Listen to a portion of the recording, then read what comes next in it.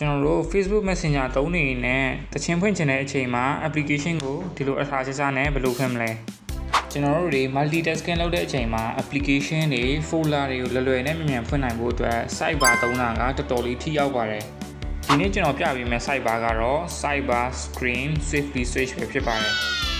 ဒီကောင်က rating 4.6 ရထားတယ်ပြီးရင် download ကလည်း1 million အထက်မှာရှိတယ်ပေါ့နော် file size ကလည်း20 MB အောက်လောက်ပဲရှိမယ်Android version 5.0 အထက်မှာသုံးလို့အဆင်ပြေပါတယ်။ Okay ကျွန်တော်တို့ down ပြီဆိုလို့ရှိရင် software ထဲဝင်လိုက်မယ်။ software ထဲဝင်တဲ့အချိန်မှာသူက permission တချို့တောင်းလိုက်မယ်။တောင်းတဲ့ permission လေးတွေ on ပေးဖို့လိုတယ်။ပြီးရင်ကျွန်တော်တို့လောလောဆယ် sidebar ထဲမှာ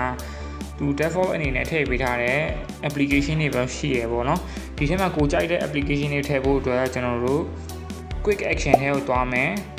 ။ quick action ထဲမှာကျွန်တော်ဒီ size ကိုရွေးလိုက်မယ်။ size ထဲမှာကို application တွေ folder တွေဘယ်နှခုထားမလဲဆိုတာကိုရွေးလို့ရမှာဖြစ်ပါတယ်3ခုကနေအခု20အထိရွေးလို့ရတယ်ကျွန်တော်12ခုရွေးလိုက်မယ်ထားချင်တဲ့ application တွေ folder တွေရွေးရမှာဖြစ်ပါတယ်ဒီလိုရွေးတဲ့အချိန်မှာ application တွေပြီးတော့ action တွေဒီ Wi-Fi အဖွင့်ပိတ်တို့ Bluetooth အဖွင့်ပိတ်တို့ပြီးတော့ကျွန်တော် website တွေ phone number တွေ folder တွေကိုထားလိုက်ရမှာဖြစ်ပါတယ်ဆိုတော့ကျွန်တော်ဒီထဲမှာ12ခုပြအောင်ဖြည့်လိုက်မယ်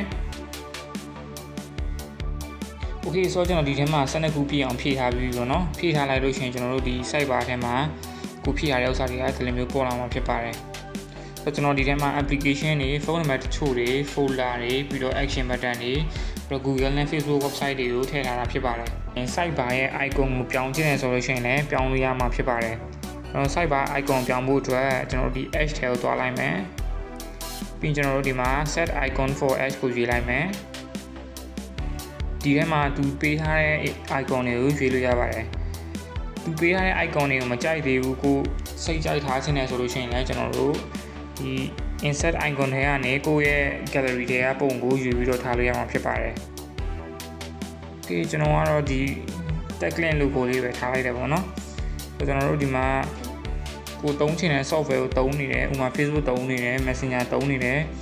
ဒီပြည့်ကျွန်တော်တို့စာဖတ်ချင်တာဆိုရင်ကောက်ဝင်လာလို့ရပါတယ်လွယ်လွယ်နဲ့မြန်မြန်ဝင်လို့ရမှာဖြစ်ပါတယ်